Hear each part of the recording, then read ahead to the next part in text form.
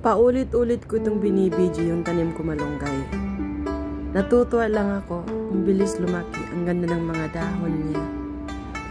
Tsaka nagpapasalamat ako kay Allah kasi yung amo ko, pinayagan niya akong magtanim ng malunggay at saka tanglad, talbos.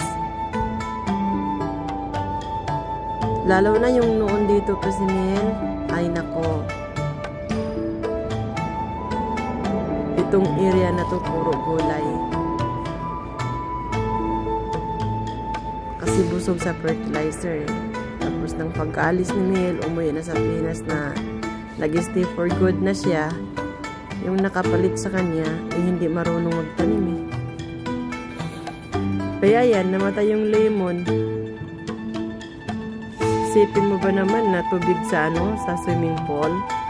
Dito nilagay lahat ng may gamot yun. Kaya yan, tuloy ng lagas, natuyot yung dahon ng mga lemon. Mabuti na lang itong malunggay nakasurvive, pero yung talbos, sana makasurvive din. Ewan ko ba sa maneho?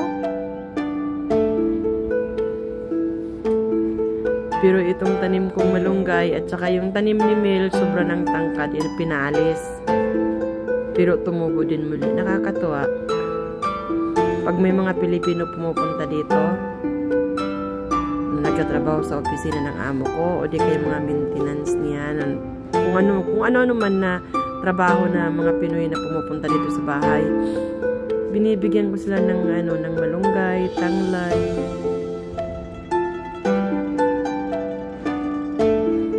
Ang ganda ng dahon na to. Tutuwa talaga ko yung lagi ko binibidyo.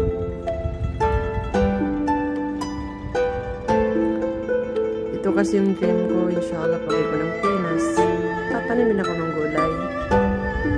Dalawa kami ng brother ko yung sumunod sa akin. Kasi pag yung magtanim eh. So, dalawa ko yung magtanim. Lagi ako pinagsasabi ng amo ko, video mo, tapos i-upload mo.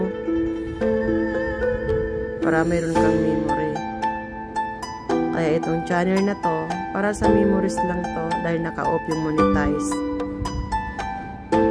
Para pag sa Pinas, nakikita ko yung mga ginagawa ko dito. Hindi ko lang ma-upload yung mga pagluto. Kasi ayaw ng amo ko. Thank you!